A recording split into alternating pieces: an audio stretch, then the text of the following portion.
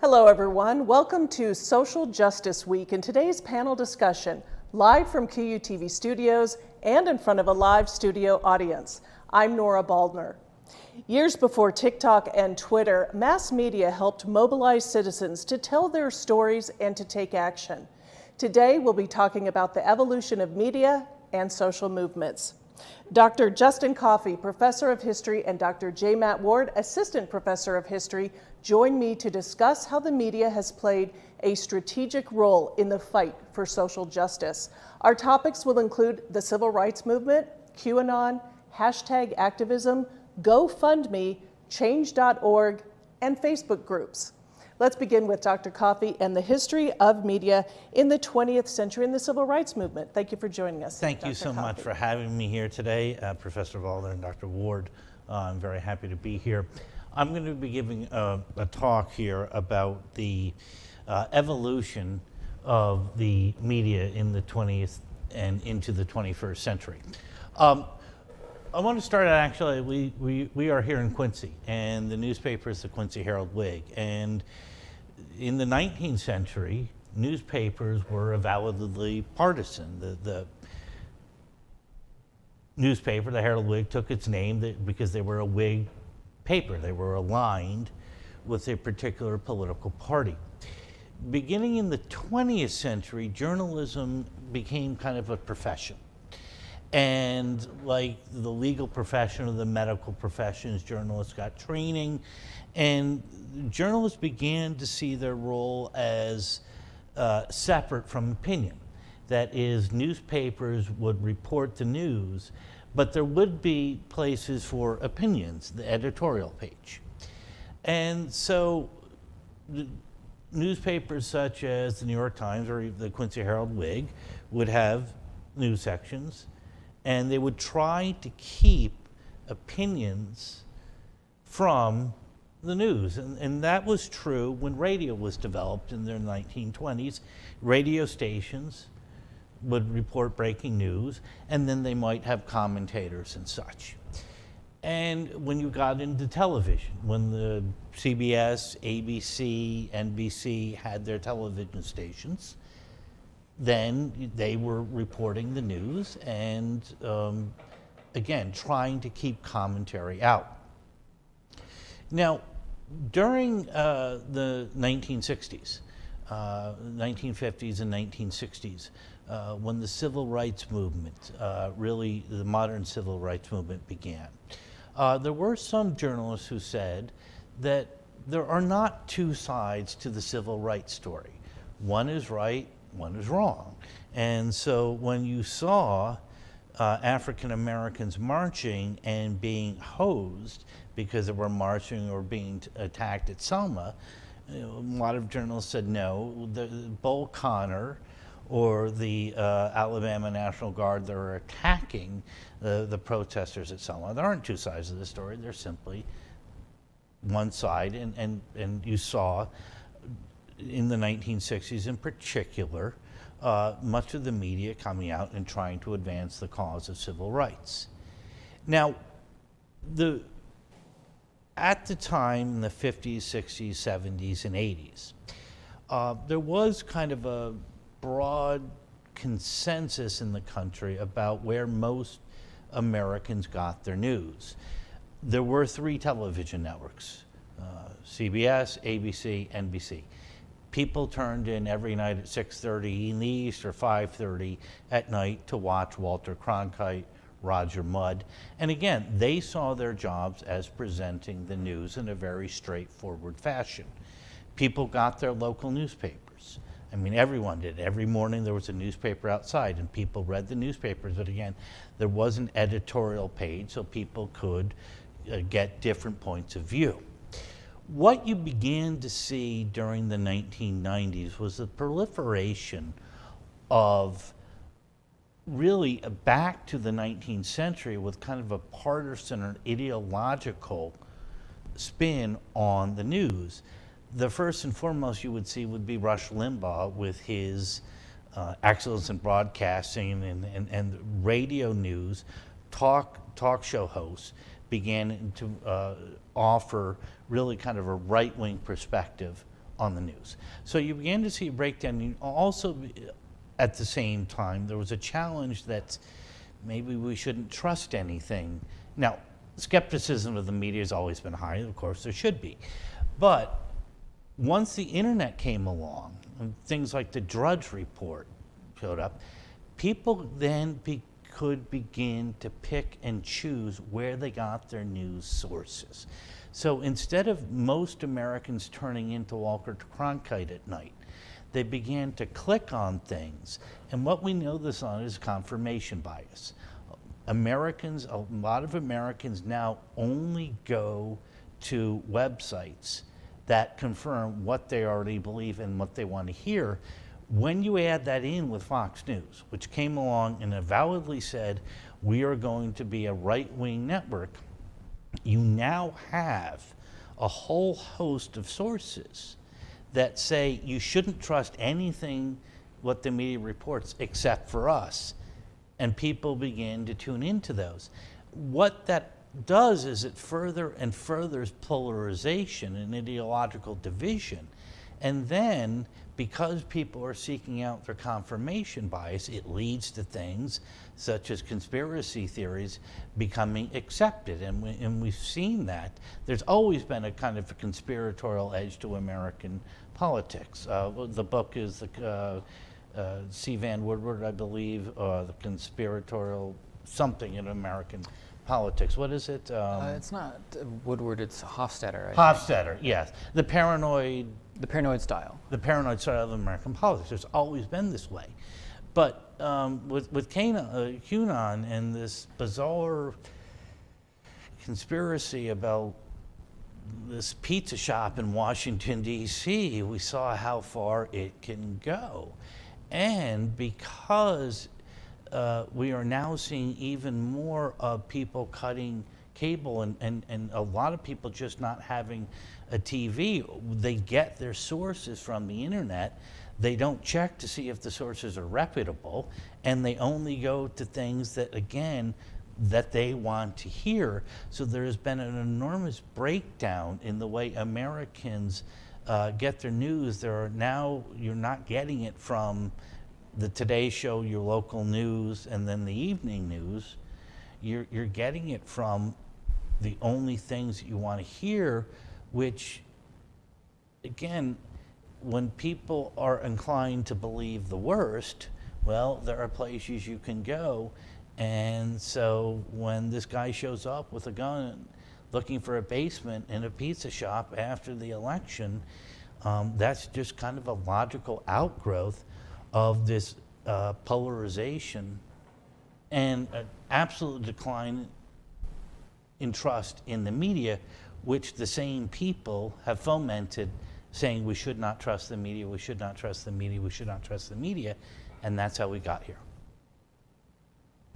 And I would argue also that it creates echo chambers where all you hear, and that's what you're saying, is all you hear is what you've clicked on, and it bounces back and forth, and there's never any other information coming in. Yeah, right? and also, let's say if you watch Fox News or if you watch MSNBC, they don't really have debate. They just have guests on who agree with the hosts. So you're not actually learning anything. There is no debate. Whereas, again, 30 or 40 years ago, you could turn into a Sunday morning talk show, or you could have your local newspaper would have 3 or 4 columnists, each with a different point of view. Well, if you do nothing but watch Fox News all day, you're never going to hear a different point of view, and the same with MSNBC. Well, and I definitely appreciate you talking about the lack of attention to local news, because, you know, when people do have dinner parties and they're talking about national politics, I always say, what's going on locally? What's going on with your city council, your county board? and the lack of knowledge is frightening, and the loss of local media has contributed to that, so that's scary as well. You know, it's very likely by 2030, the majority of American cities won't have an actual hand-delivered newspaper, which is frightening. And again, with cord cutting, with a lot of people not having a television, they just don't watch the local news at night, so they have no idea what's going on with their city council, with taxation, with their local schools, that kind of thing. Right. All right, Dr. Coffey, thank you. Now, yes. Dr. Ward, what have various groups like Black Lives Matter and QAnon, how have they used social media to galvanize their activism now in the 21st century? Yeah, thanks for that question, Nora. I'm going to take a very circuitous path about answering it, because I want to pick up where both of you were just talking about with local news sources. This is something that's important to me because my father works for a local newspaper in my hometown of Amory, Mississippi, where I was born and raised. And we have conversations quite frequently about the dwindling amount of papers that they can get out and the stories that they struggle to find. And I think that speaks to something in general. I want to piggyback on what you were talking about, Justin. In the transition from the 19th and 20th century into the 21st century, we really see a lack of reliance on institutional politics, not only in America but across the world, with like Occupy Wall Street or Arab Spring or the Hong Kong protests. Lots of people have become very distrustful of formal institutional mainstream ways of consuming information, and they turn to their own interpretations and their own organization. And so they're using Facebook or Instagram or live streaming to organize these things. I think on the one hand that can be profoundly inspirational, and on the other hand it can be very chaotic. And this is an ambiguous problem with digital activism because so much of it is leaderless. And I don't think that's inherently a problem every time.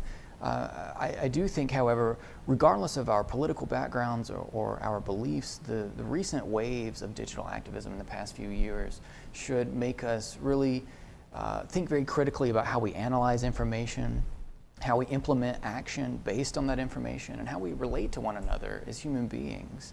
Because it's very easy to get online and hide behind anonymity and speak very poorly about one another, and I think that really detracts or degrades from the fundamental humanity of the other side, whatever that side may be. So online activism in recent years and forum-based internet culture, I think has become a bastion of user-generated democracy and anti-establishment politics. And as you said earlier, Justin, that's really been a theme in American history, and grassroots activism has been a theme in American history. But now the digital landscape, I think, has democratized information in a way that's rather unprecedented, because anyone can get online, whether they give their name or not, and say anything, join a part of any group. I mean, careers are made and broken online these days.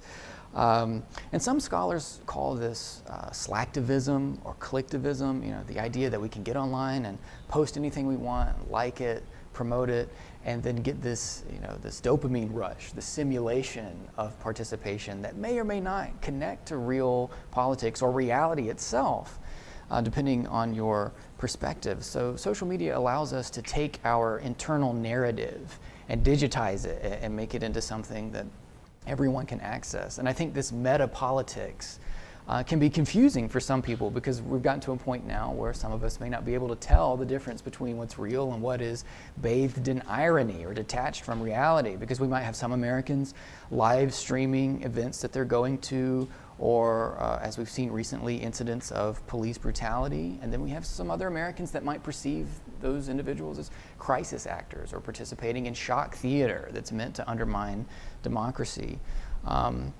So I'm left with this question of, is digital activism a legitimate form of politics that can change the world, or is it more of a personality-based satirical performance art? And I think both of those things can be true, and unfortunately I think they can even be true at the same time, to make it all the more confusing. So the three questions that I asked myself today that I'm going to try to get at briefly is, what even is digital activism? Because it doesn't look the same depending on who's using it.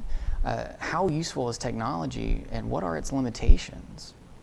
So to my mind, digital activism is a form of collective protest carried out online. And it doesn't necessarily always have to be collective, but it generally is, and it's generally operating outside the mainstream. And we've seen several forms of activism come to the forefront in the past few years. Most prominent of which is probably the hashtag, right? You can use any term or idea you want and promote it and get a group of people talking about it. Or recently people have been taking that and they take a hashtag and they'll put it on a post that has nothing to do with that hashtag to try to suppress that information and push it down. So you can kind of augment the algorithm there. And some people have taken to calling it algorithm activism. So you can like a post, you can share it, you can watch it repeatedly to try to get that information to sort of surface above the cacophony of information that we're constantly getting these days. A more toxic version of social media and digital activism we've seen is doxing, where people try to find out someone's real identity and expose them to the real world and often threaten them both online and in the real world. So there are positives and negatives to people gathering on the internet and using it as a resource to organize themselves. So it's this morally complex topic, and I'll briefly just talk about some organizations that I think fit along a continuum, the political spectrum in America today.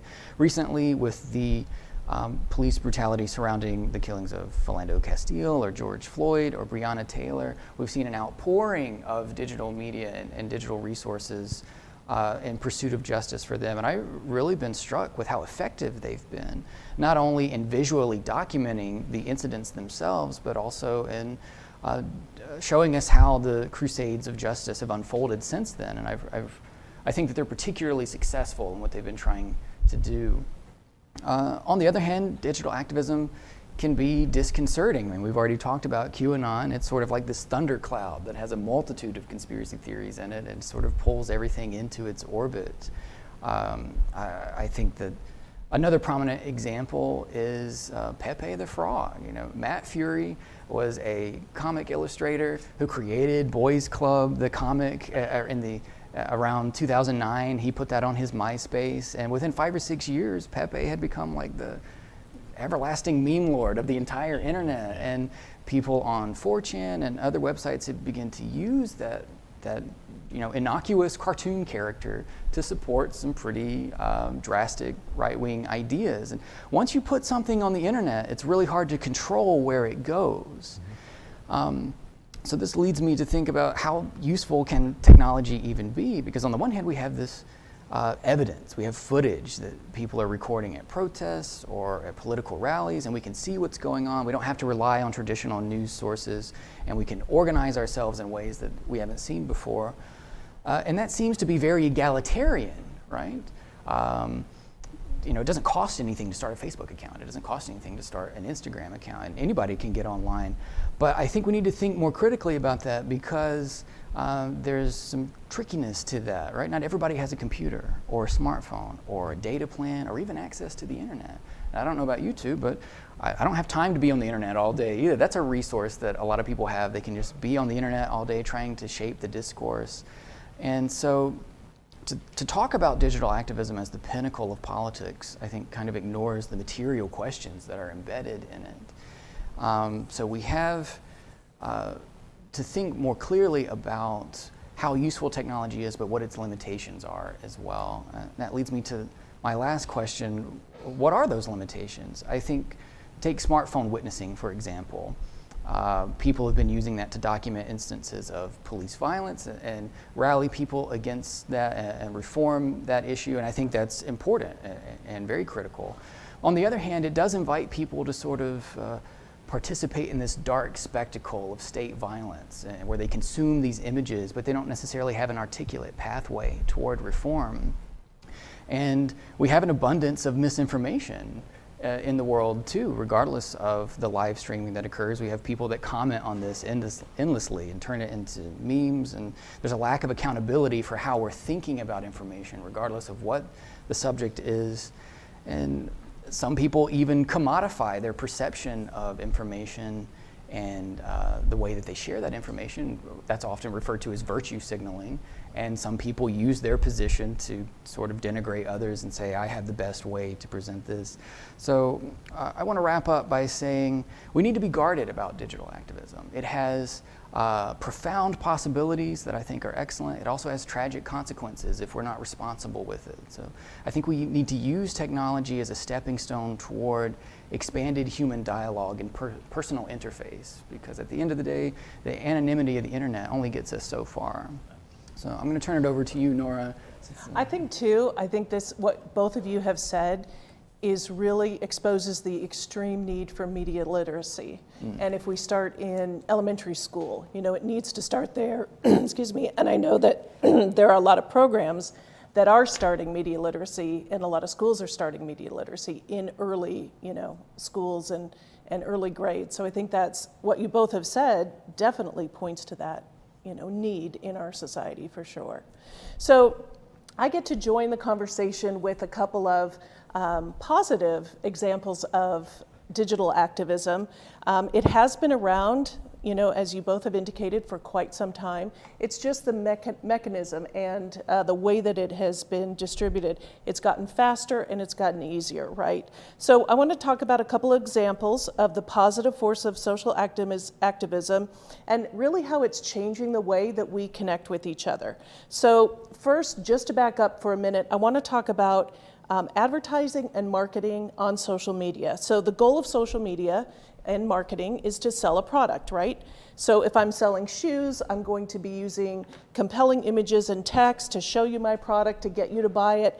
And the call to action at the end of my, say, social media campaign, or even just one social media post, is where I'm going to make that conversion and where I'm going to have my success. And you have seen these call to actions.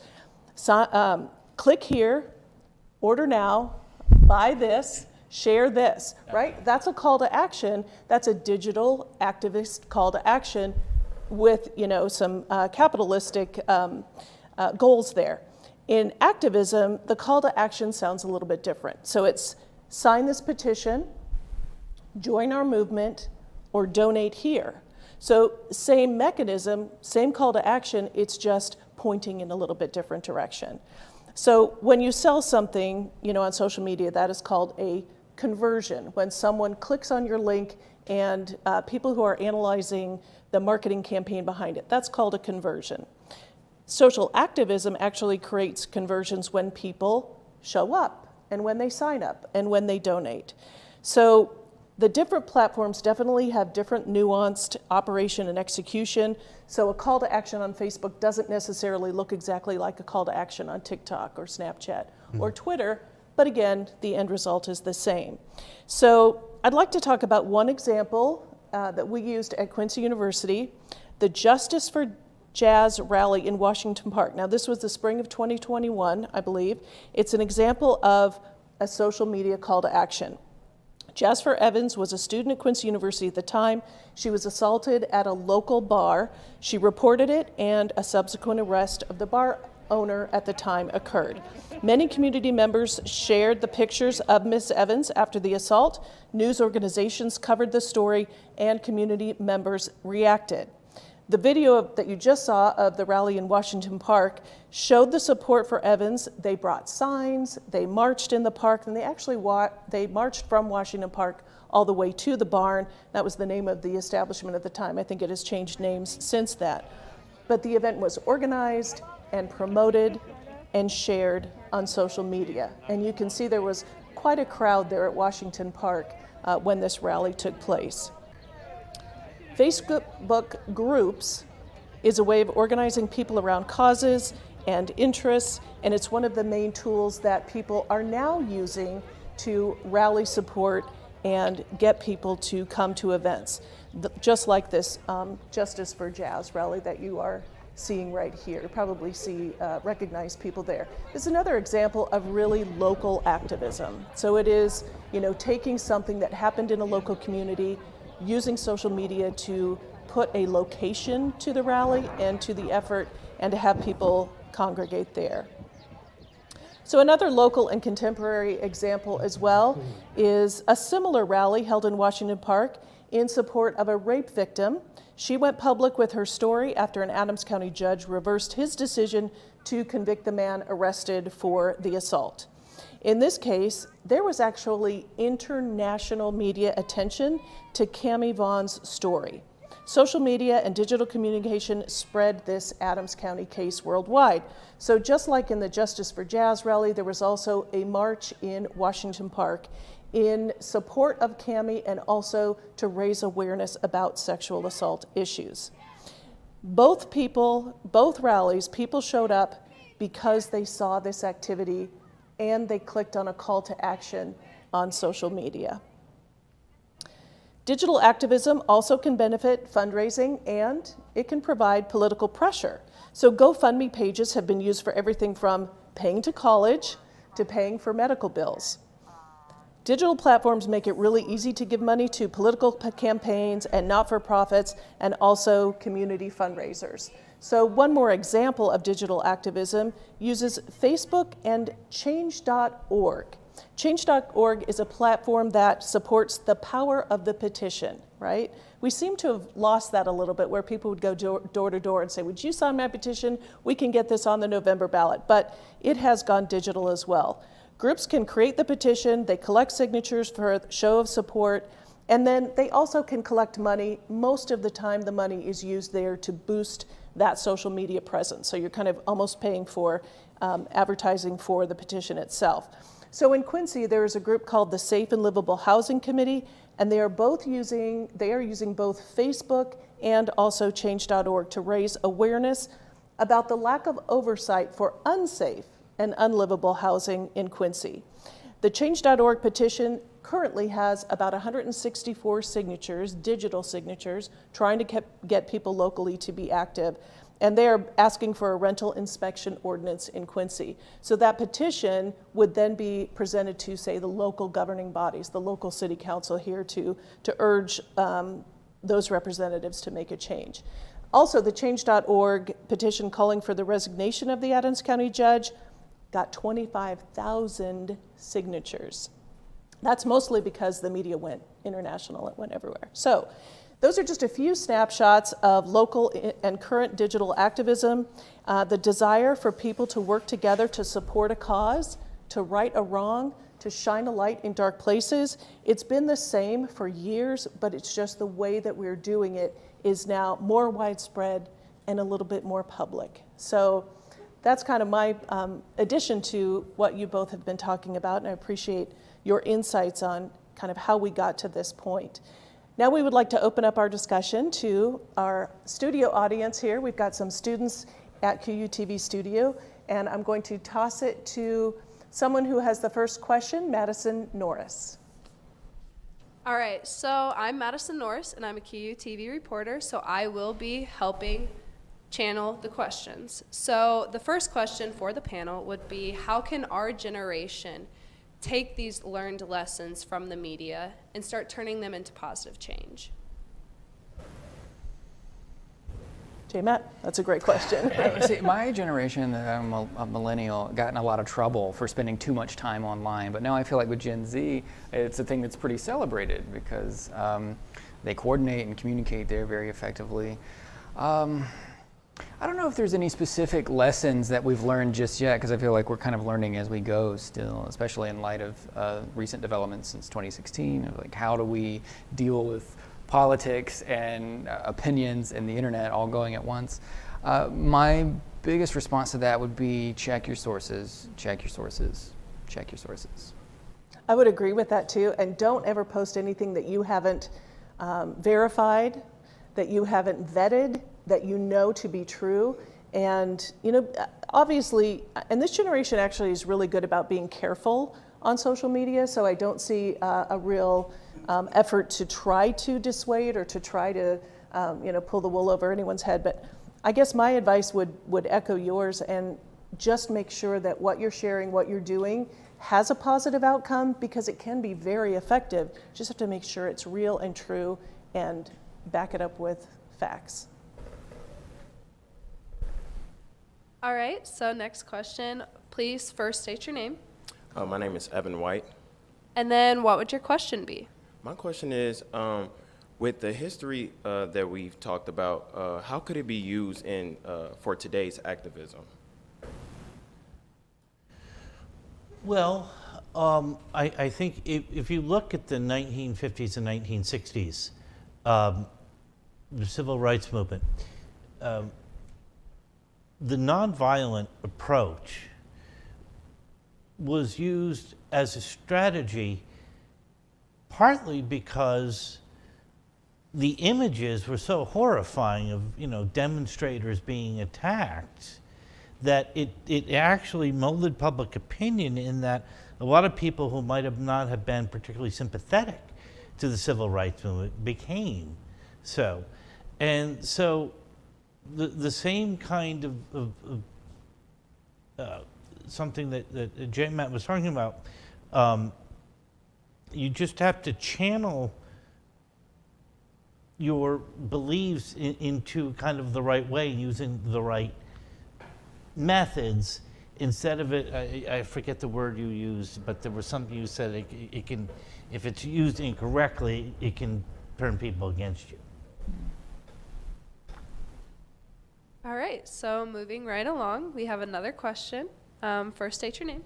My name is Bianca Johnson. And then what would your question be?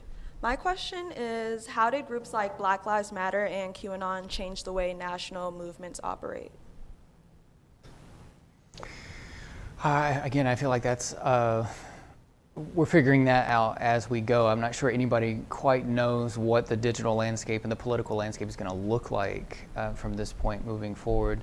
I am going to take both sides of this issue and say there's reasons to be hopeful because we've got more people involved in the political process than ever before, and people are investigating police brutality or their government or anything you want to say for themselves. It's good to get people involved like that. On the other hand, because there's not a lot of media literacy or a willingness to question even one's own perspective about the media or institutionalized government, that people rely on faulty narratives and just sort of run with it, and then we end up in some very chaotic places. So I think the jury's still out on how both of those movements are going to affect reality moving forward, but I think those are the two issues we can see. And I think what has really happened in the way that it has changed the way that we behave, it has completely collapsed the learning curve time. So back in the 50s, 60s, you had to wait for the newspaper to be delivered in order to learn what was going on. Right now, we have this society of immediate reaction. So I think any campaign that has resulted in activism or marches or rallies or petitions, the learning curve of how it went and the analysis of what we do after the fact has really, really become quick and fast. And I think learning both good and bad lessons and how effective these campaigns or even these pop-up organic movements have become, I think that we all need to watch what they've done.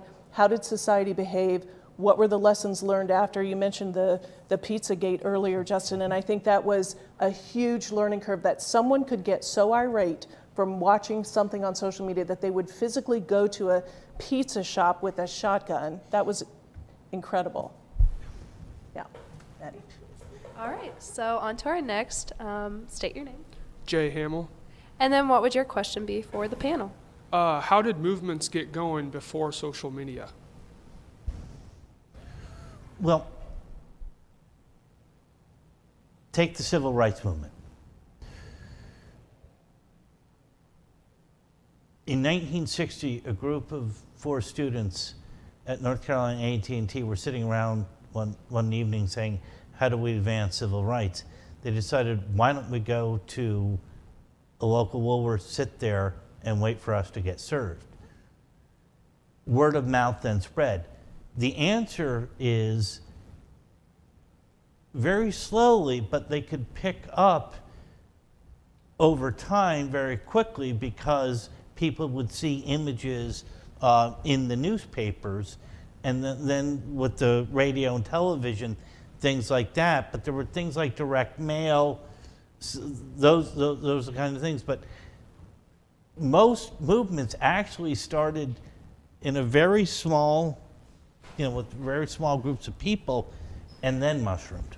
And movements can start with a woman taking a seat on a bus. Yeah. I mean, just small actions in society can spark movements. Once, what you said was right. The word gets out, people react, Right. people tell stories to each other, Yep. right? We're doing this all the same way. It's just digital has made it so much faster, immediate, and so much more attention, right? Yeah, you can trace a lot of political activism all the way back to the revolution. People would go door to door, hey, we're going to organize at this church, or we're going to rally at this barracks. I mean, just take a look at the history of the revolution in Boston and see all the street action that Americans took there.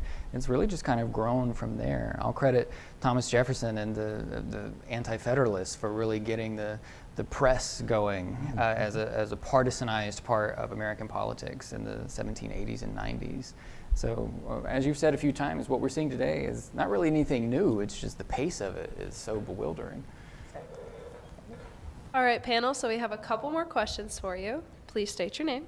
My name is Eric Stafford, and my question is, what are some of the dangers of using social media to promote an event? Well, there's a lot of them, actually. Sometimes it depends on what the actual movement or what the cause is. I have heard of, people are leery of putting something on social media because they don't want the wrong types of people to show up or the wrong groups to show up.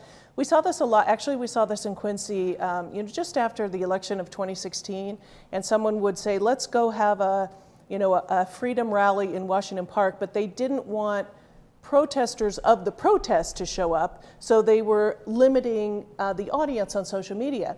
That brings us to Facebook groups. In order to get in a group on Facebook, the administrators of that Facebook group have to let you in. So there's gatekeeping, even on social media, for people to be, I'm only going to be in this group, I'm going to see what our group is doing, what our action is. But the danger is sometimes you could cause a bigger problem if you're trying to do something in person, right? You might be accused of starting a riot or mob rule. I mean, if 500 people show up and you want a peaceful protest or rally or something, and then you post something, again, the wrong people see it, and they come there and they cause trouble just to make your movement look bad. That's a real danger. Yeah, I think we have to be very clear about what the purpose of the gathering is and mark that very clearly from the beginning. There's still ongoing controversy now about what the intention was behind the January insurrection last year, and all of the intentions of the individuals that were there were very clearly laid out on Reddit, and I think 4chan as well. And I'm not making a statement about that incident in particular, but we do need to watch exactly what we're saying the intent of our meetings and gatherings are. And there were so many levels to that, because we even had people from Quincy who attended, and I would think that they really thought they were going to a rally, a political rally, and then other things happened. So I think there's definitely layers, but people were engaged in different ways in especially that. And also Black Lives Matter, those marches, there are accusations from both sides saying, well, you destroyed property. No, that wasn't us, that was someone else who showed up to make us look bad. I mean, we've got all of this, anecdotal evidence of what's going on in these situations, right? Yes. Okay. All right, so please state your name and then ask your question. Hi, I'm Megan Ganiger, and I wanted to ask if you think that the pandemic played a effect on rallies during the citywide lockdowns. Well, I absolutely think it did, because I know that people were nervous about gathering in person, but we saw the tipping point where the cause was so much bigger than the risk. And so you saw a lot of people coming out and making a statement and getting criticized for even, marching in public outside, or, trying to figure out how to navigate not only organizing for a message, but also organizing during a pandemic when you could be exposed to something. I thought you were going with a different question about, like, maybe questions about the pandemic and conspiracy theories online. I don't think we've seen anything more with various conspiracy theories and debating points than the pandemic itself. And that really leads to a very challenge about experts versus online. I mean, the Dr. Fauci and all the others at the Institutes of Health versus people putting on Facebook that the vaccine causes blindness. That's where I thought you were going with that. Well, and just because you have a YouTube video doesn't mean it's real yes, or right. Exactly. Right? Yes, that's the case. Right. Yeah. I think the pandemic, whether people stayed home or not, it gave people a lot of time to think and access information, whether it was true or not. And then beginning in 2020 until now, we've seen a huge spike in membership in QAnon Facebook pages and things. And I think the isolation of just sitting at home and not having much to do, that contributed to a variety of ideas. And antisocial, yes, I mean, ideas, right, yes. And I also think the pandemic the election of 2016 started social media platforms to self-regulate and say, and mark posts as true or not true, or what percentage of true. And I think the pandemic put that into overdrive. Yes. And I think definitely platforms are like, okay, we are responsible for making sure that our content, no matter where it comes from or who posted it, is verifiable, right? Yes, very much so. Yeah. Yes. Yeah. All right, our last question for the day. Yes, panel, thank you. We are on to our last question. So once again, state your name and then ask your question. Hi, my name is Noah Gershman, and I was curious as to why conspiracy theorists gain a digital following. Well, right now in Ukraine, a video came out Sunday morning about a village that had been shelled, and the Ukrainians came on it when they liberated it and found massive bodies. And yet there were all of these posts online about how we shouldn't believe this, how we should dismiss that there was Ukrainian propaganda. And the danger, as always, is, you were talking about lack of, institutions. I mean, institutions, unfortunately, have a habit of lying in the past, particularly about war and things such as this. But there are a lot of people who are denying that Russia has committed any sort of even illegal actions in Ukraine. And the internet and Facebook and TikTok and Instagram, all these like-minded people can now go together, and instead of them saying, well, maybe Russia did do this, maybe I should rethink my opinion, all you have to do is click on, again, this confirmation bias, and you will find sources that tell you, no, this is a hoax. So unfortunately, conspiracy theories are being augmented because of social media, not decreased, which, with more information out there, you would think would be the opposite, but in fact, it's not the case. I would add to that what's at the heart of every conspiracy theory is a sense of disempowerment. Mm-hmm. That I'm being lied to, that I'm being deceived, I'm being misled, and from that disempowerment grows, rage or investigation or criticism, and this idea that self-interpretation is more reliable than formal narratives that we used to. That formal narratives are established cages to keep us from thinking or acting in ways that the state doesn't want us to. And that may be true in some cases, but oftentimes, and this is definitely true with the rise of social media, conspiracy theories center around personality politics. There are certain people that gain a huge following, not so much based on what they say, but the performative ways that they say it. And people really like to listen to a certain speaker, and they gain a lot of notoriety because of that. Or if they can do a good dance on TikTok. Yeah. Right, they get followers. All right. We don't.